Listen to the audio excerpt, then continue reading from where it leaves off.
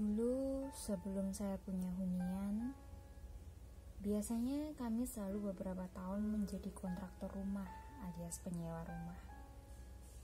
Waktu anak saya yang pertama umur 2 tahun, itu sudah pindah-pindah kontrak beberapa kali. Salah satunya di daerah Bekasi. Nama perumahannya saya nggak mau publikasikan.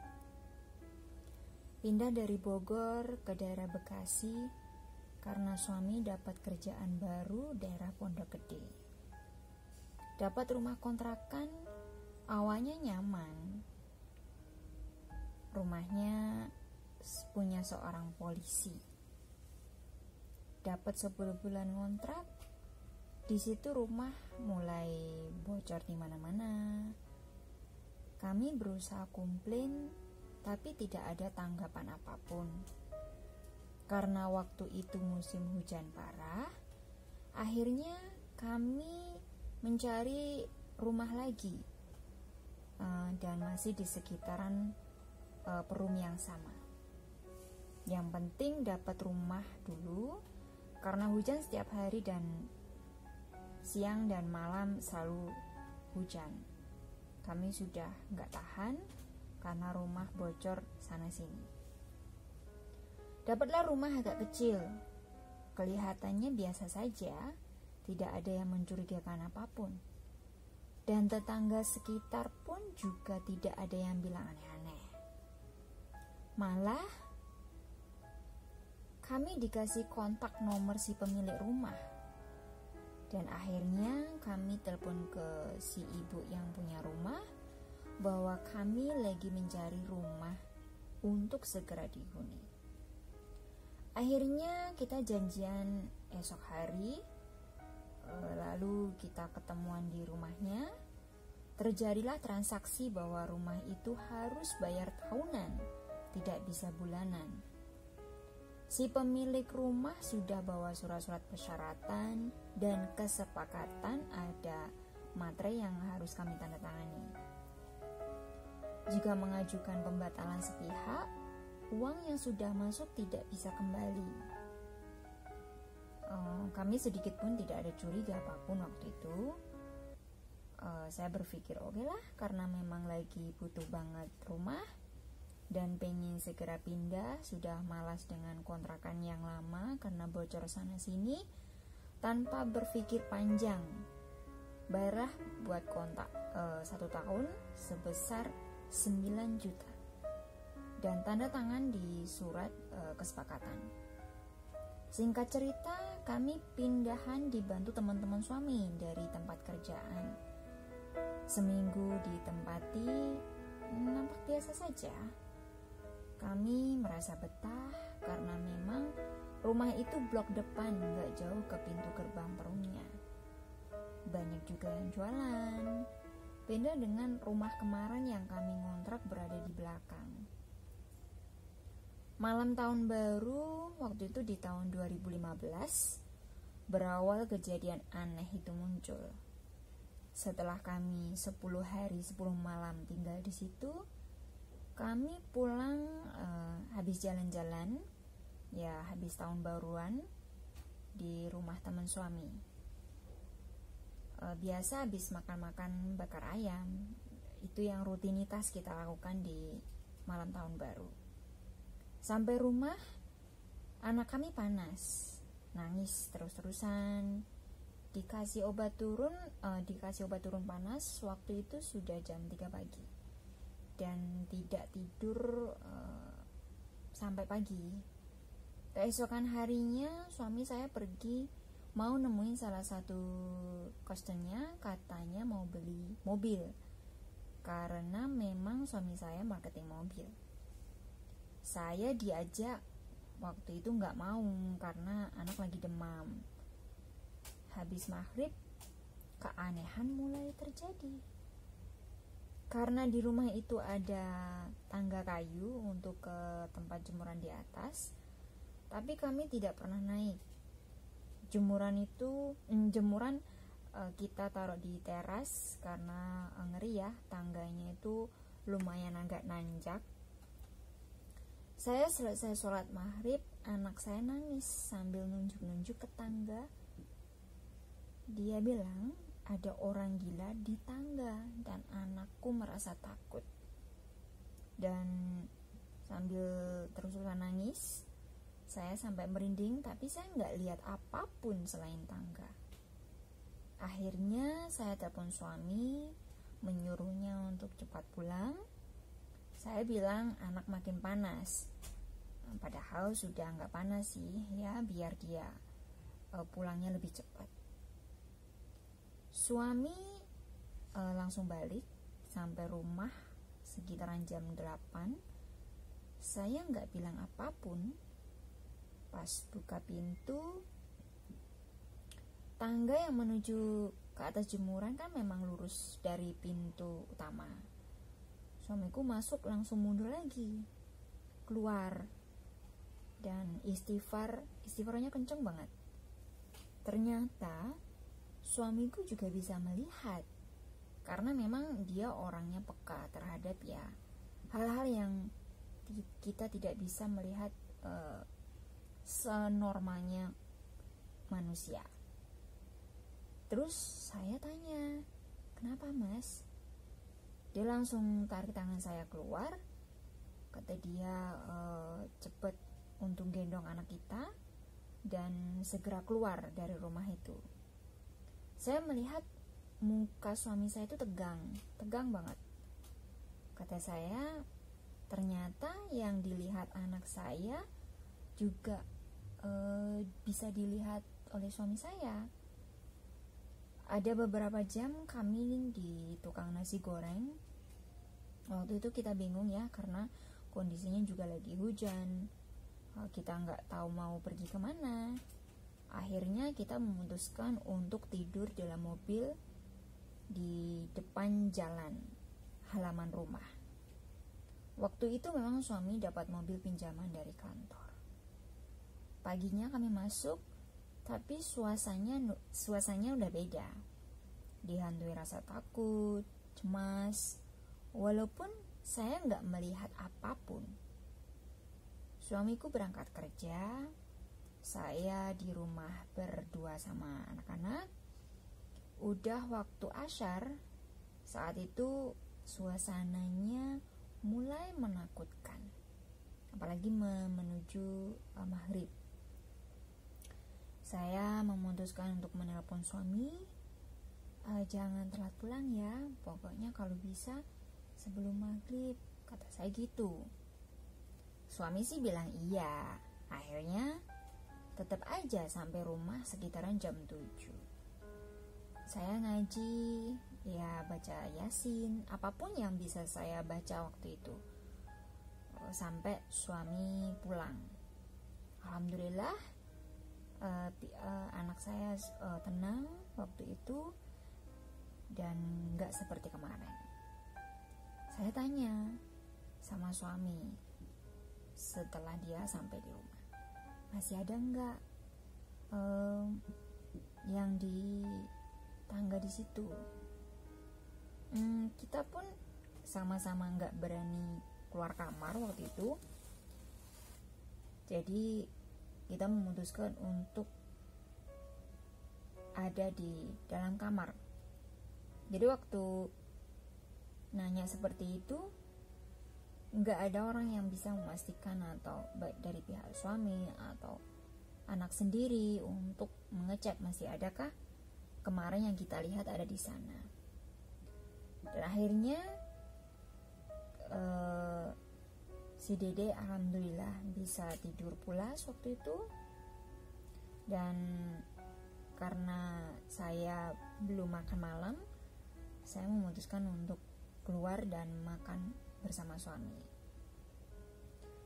Suami tiba-tiba waktu di tengah-tengah makan, si Dede nggak bilang apapun kan hari ini.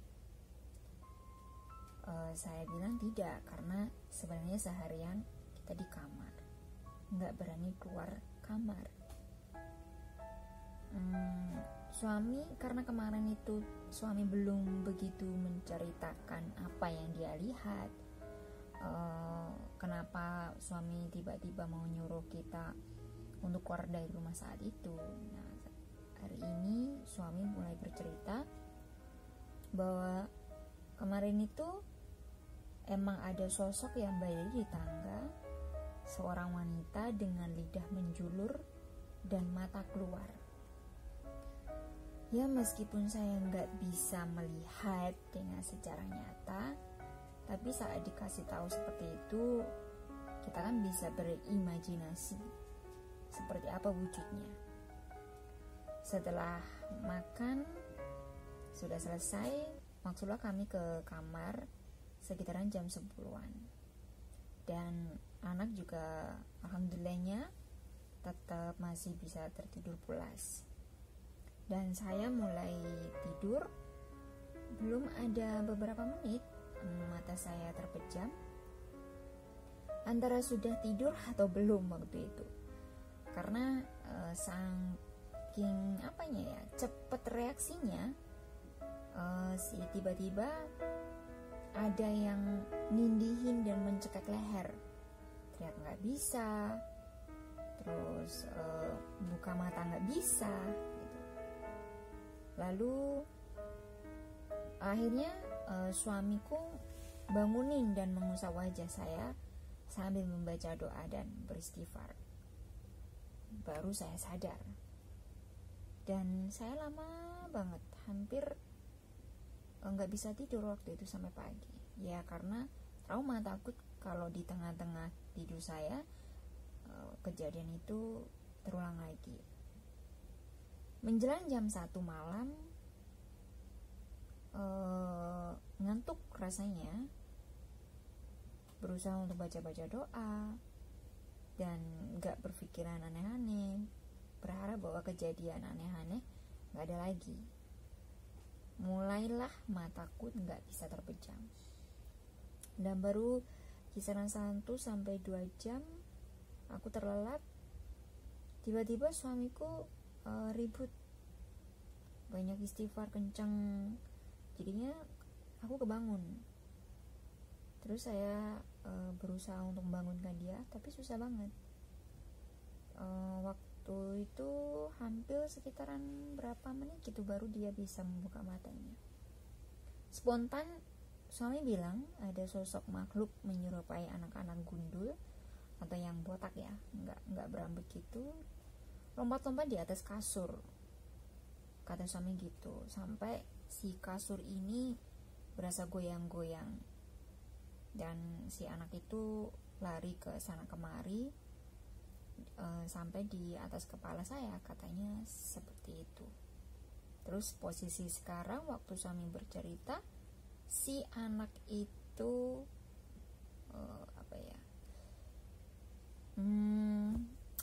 apa sih kalau orang bilang, bersembunyi di balik curtain. Meskipun saya nggak bisa lihat, tapi kan rasa takut mulai ada nih gitu. Hari-hari seperti itu setiap malam. Jadi nggak bisa tidur nyenyak. Siang hari pun juga tidak bisa beraktivitas dengan normalnya kita sebelum-sebelumnya. Masuklah ke hari 11 ke 18. Nah, seperti itu terornya. Entah itu di depan kamar, di kamar mandi maksudnya, ada makhluk tanpa kepala, di tangga ada sosok yang lidahnya menjulur, dan dari balik dinding kamar itu juga keluar kepala-kepala yang mukanya rusak berlumuran darah. Itu yang diceritakan suamiku, karena yang bisa melihat ya antara anak dan suami. Saya tidak bisa. Dalam batin saya berpikir, apakah suami saya sudah gila? Dan akhirnya saya telepon orang tuaku di Ciamis, menceritakan kejadian tersebut. Orang tuaku cemas dan konsultasilah dengan orang yang sepuh, atau ya tokoh agama lah ya, bisa dibilang seperti itu. Dan dia bilang suruh cepat pindah, saya bertahan di situ nggak bakalan kuat, katanya seperti itu. Kata si sesepuh bilang itu betul-betul nyata, ada makhluk-makhluk jin jahat peliharaan yang punya rumah untuk sengaja menakut-nakuti kita. Awalnya saya percaya nggak percaya. Ibu saya menyuruh saya segera pindah untuk tidak bertahan di situ. Menyarankan untuk menyayangi diri sendiri, takutnya kalau nggak kuat jadinya paranoid dan ya bisa stres. Akhirnya saya musyawarah dengan suami dan telepon yang punya rumah. Saya tidak bakal nerusin kontrak di sini. Tapi dengan entengnya, tanpa tanya apa alasannya, dia bilang silahkan, tapi sesuai perjanjian uang gak bakal kembali. Dalam hati saya mau komplain, tapi emang seperti itu perjanjiannya, dan kita pun sudah setuju di depan. Antara mau nangis tapi ya merasa percuma gitu. Jadi yang reaksi di tubuh saya ya lemes, nggak tahu mau bagaimana, karena uang yang ada semuanya sudah untuk bayar di kontrakan yang ini. Karena waktu ngontrak di rumah polisi itu juga dikasih bulanan. Akhirnya kami ya sudahlah, kami berusaha untuk ikhlas. Kita memutuskan untuk pindah rumah lagi. Nah, juga alhamdulillah dibantuin sama tetangga sekitar situ.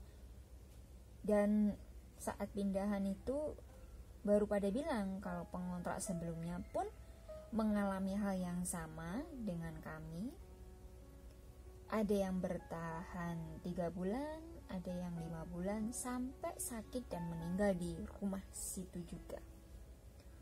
Kata saya, ya Allah, kalau tahu sebelumnya, mana mau saya ngontrak di sini. Ternyata si pemilik rumah itu zolim. Dia mencari uang dengan cara nggak wajar. Si pengontrak suruh bayar 1 tahun, tapi baru ditempati beberapa minggu, bahkan hitungan hari. Dikirimi makhluk-makhluk peliharaannya supaya si penghuninya itu nggak betah dan keluar dari rumah situ. Akhirnya kami pun terpaksa pindah lagi dan ya sudahlah, kita mendapatkan kontrakan baru yang waktu itu dibantu oleh teman suami. Ya alhamdulillahnya di sana kita bisa ngambil bulanan, bayar bulanan maksudnya. Dan karena suami dan saya nggak punya uang lagi, alhamdulillah teman suami mau meminjamkan uangnya untuk bayar kontrak di bulan pertama. Nah, saat pindah, temannya suami itu penasaran. Dia ngajak seorang kiai ke rumah kontrakan saya yang di Bekasi waktu itu. Saat ngangkutin barang, waktu itu saya masih ingat harinya hari Jumat. Suasana lagi hujan deras. Pokoknya sudah nggak mempedulikan kasur, barang-barang sebagian basah karena tanpa persiapan yang matang waktu itu. Dipercaya atau tidak, saat pindahan untuk memberesin barang ke mobil truk waktu itu, di dalam bawah tangga kayu itu terdengar suara-suara kayak ada orang yang nendangin pinggiran tiprek kolong tangga. Sampai kedengeran keras gitu. Padahal nggak ada orang di kolong situ. Aku merasa aneh, tapi nyata, suara itu nyata, bukan imajinasi. Karena Pak Kiai itu telepon yang punya rumah dan dia mengaku paman kami waktu itu. menyuruhnya untuk mengembalikan uang kontrakan yang kita berikan 9 juta itu. Paling tidak dipotong hanya saat kita menempati di situ lah ya, secara logika gitu. Tapi si pemilik rumah marah dan murka. Si Pak Kiai itu makin penasaran siapa pemilik rumah dan di mana rumahnya. Berbekal petunjuk ibu warung depan alamat di pemilik warung depan rumah, alamat rumah si ibu itu dikasih tahu di jalan bla bla bla bla kayak gitu. Di rumahnya nggak jauh dari pinggir kebun dekat gudang rongsokan depan kuburan gede. Nah, karena si ibu warung pernah ke situ waktu ngelayat suami si ibu itu meninggal. Setelah selesai mindahin barang, truk barang langsung ke Jakarta dikawal teman suami. Saya beberapa orang dan langsung diturunin kami sama Pak Kiai itu dan satu teman suami langsung cari alamat si ibu dan ya alhamdulillah ketemu. Sungguh aneh, saya juga kok merasa gini, kok ibu ini berani tinggal hanya berdua sama anaknya di rumah segede ini dan di amping nggak ada sama sekali tetangga, malah di sisi-sisinya itu gudang kayak gitu. Berarti kan kalau gudang nggak ditempatin, terus juga kebun, kuburan. Waktu itu suami turun memberikan kunci ditemani Pak Kiai dan satu teman kerjanya. Pak Kiai dan satu teman basa-basi dulu menjelaskan kenapa dan apa tujuannya untuk datang ke sana, dan Pak Kiai memberikan pertanyaan kepada si ibu ini, apa alasannya berbuat zolim sama kita gitu. Awalnya si ibu itu ngeles, nganggap suamiku gangguan jiwa. Tapi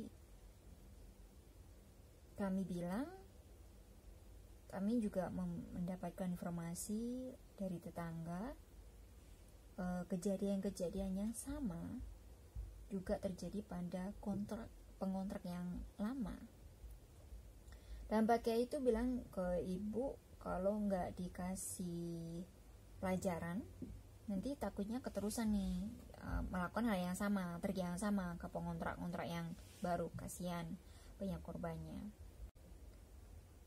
Tiba-tiba muka si ibu itu mulai panik, mulai buang-buang muka, nggak mau lihat mata Pak Kiai. Si Pak Kiai menyuruh untuk mengembalikan uang kami, tapi si ibu itu merasa kesal. Terus lalu si ibu itu bilang, kalau saya tidak mau mengembalikan uangnya, kamu mau apa? Nah, si ibu ini seperti menantang. Lalu Pak Kiai itu bilang, saya kenal guru sesatmu, berasal dari sini, sambil menyebut nama daerah, salah satu di Jawa Timur, dan memberikan nama, bukan hanya inisial tapi nama. Tiba-tiba si ibu itu merasa gugup. Mungkin dalam benaknya berpikir kenapa si orang ini bisa tahu nama gurunya, bahkan nama daerahnya gitu. Karena mungkin benar tebakannya si Pak Kiai, pastinya ya kalau cuaca di wajahnya seperti itu. Akhirnya uang kami dipotong 1 juta dan dikembalikan 8 juta. Waktu itu Pak Kiai yang menerima, bukan kami. Tapi si Pak Kiai itu melihat si uang itu. Dan anehnya lagi, Pak Kiai itu mengembalikan separuh uang pecahan 100 ribuan untuk ditukar dan bilangnya masih mau zolim lagi. Si Pak Kiai menyuruh si ibu itu untuk menukarnya sebesar 50 ribuan. Lalu si ibu itu balik ke kamar dan mengambil uang 50 ribuan. Dan saya sempat heran, kenapa Pak Kiai? Ya karena saya juga tidak, saya melihat di sana bahwa uang, asli uang kayak gitu. Tapi ya sudahlah, pasti kalau Pak Kiai mengembalikan pasti ada alasannya. Dan pulanglah kami dengan hati senang, alhamdulillah uang kami bisa kembali dan kami bisa membayar hutang ke teman suami. Dan di tengah perjalanan saya penasaran kenapa tadi uangnya dikembalikan, padahal kan kenapa uang 100 ribuannya itu sebaik setengahnya dikembalikan si ibu dan dimintai 50 ribuan, padahal kan sama-sama uang gitu. Nah Pak Kiai bilang bahwa uang setengah dari uang yang dikasih itu bukan real money, itu adalah manipulasi. Jadi nanti kalau sampai rumah uang itu 8 juta, yang setengahnya itu adalah daun, kata Pak Kiai seperti itu. Makanya sama Pak Kiai disuruh untuk menukarkan, begitu alasannya. Jadi dari pelajaran ini semua, mudah-mudahan teman-teman yang lagi ngontrak, mencari rumah, paling tidak mencari tahu dulu historinya dari rumah itu seperti apa. Apalagi kalau beli rumah ya, kalau masih ngontrak sih masih bisa dipindah nih, tapi kalau beli rumah kan nggak semudah untuk menjualnya kembali begitu. Jadi dari sini bisa menjadi pengalaman buat kita semua. Kalau teman-teman sendiri pernah pengalaman yang unik, yang pas lagi mencari kontrakan atau mencari rumah gitu, mungkin bisa diceritakan. Terima kasih.